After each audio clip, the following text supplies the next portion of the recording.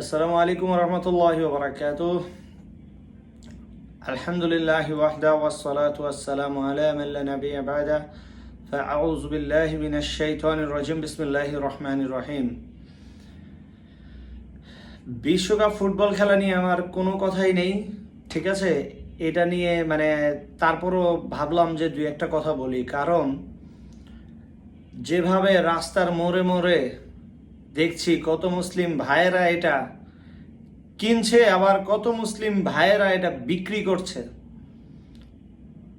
জার্সির দোকানগুলোতে এখন ওই আর্জেন্টিনা, ব্রাজিল, এইটা সেইটা সবার জার্সি কেনার ধুম পড়ে গেছে, এবং কি নিজের কষ্টের টাকা এবং নিজের বাবার কষ্টের টাকা, যেটাই বলেন। তো আপনি একবার চিন্তা করেন তো, রাসূল সাল্লাল্লাহু আলাইহি ওয়াসাল্লাম যেখানে বলেছেন যে তোমরা ইহুদি বা কাফের মুশরিকদের বিরোধিতা করবে সবসময়, তারা যেটা করবে তোমরা বিপরীতটা করবে, বা তিনি সাল্লাল্লাহু আলাইহি ওয়াসাল্লাম তার বিপরীতটা করেছেন। আর আজকে আমরা নিজেদেরকে কত বড় মুসলিম দাবি করি যে আমরা আজকে আল্লাহর রাসূল সাল্লাল্লাহু আলাইহি ওয়াসাল্লামকে ভুলে গিয়ে, আল্লাহর দ্বীনকে ভুলে গিয়ে আমরা ওই ইহুদি কাফের মুশরিকদের জার্সি কিনছি, কিনে আবার গায়ে দিচ্ছি। বিশ্বকাপ খেলা আসে শুধু হয়তোবা কয়েক সপ্তাহ বা মাসের জন্য, কিন্তু পরকাল বা কবর এগুলো কিন্তু কয়েক দিনের জন্য আসবে না, যখন আসবে একেবারে অনন্তকালের জন্য আসবে। তো এই জিনিসটাই আমি বুঝি না। তোমরা আমাদেরকে বলো ইহুদিদের দালাল, খ্রিস্টানদের দালাল, সালাফি, লামাজাবি, ওয়াহাবি, এইটা সেইটা কত কি বলো। এখন ইহুদির জার্সি কোন মুসলমানরা কিনছে বলো? কারা কিনছে ইহুদিদের জার্সি? কারা কিনছে খ্রিস্টানদের জার্সি? কারা কিনছে বলো?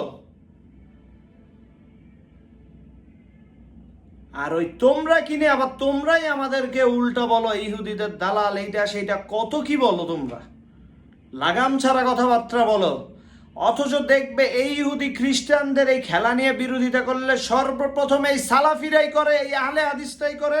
এই ইহুদি খ্রিস্টানদের দালাল তোমরা যাদের বলো, তারাই দেখবা এদের বিরোধিতা করে সব সময়।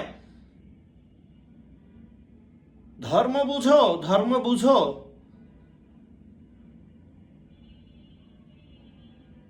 যাই হোক, আর তেমন কিছু বলার নাই।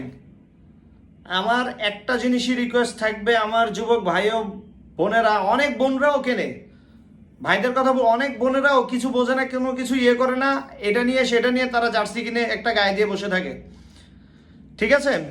অথচ পুরুষের যে কোনো পোশাক মহিলারা পরা মানে হচ্ছে এটা ওই মহিলার জান্নাতে কখনো যাবে না। কত বড় ধরনের এক ধরনের একটা ইয়ে আছে, হাদিস আছে। তো তোমরা মনে করছো যে তোমরা এগুলো কিনে, এগুলো করে, এগুলাকে সাপোর্ট করে আবার এগুলা পরকাল তোমাদের সহজ হয়ে যাবে বলো? মনে করো যে আসেই কয়েকদিনের জন্য, কয়েকদিন আসলো আর গেল, আমরা কয়েকদিনের মধ্যে খালি একটু এনজয় করলাম, এটা একটা এনজয়, জাস্ট এনজয়, এরকম করে বলে অনেকে। বিষয়টা তো এনজয় না রে ভাই, বিষয়টা এনজয় না। মান তাশাব্বাহ বিকওমিন ফাহুয়া মিনহুম।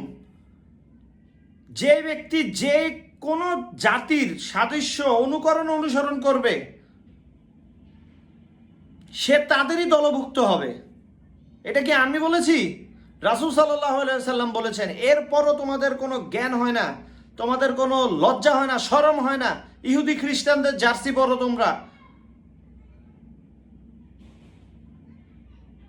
তো যাই হোক, কিছু বলার নাই।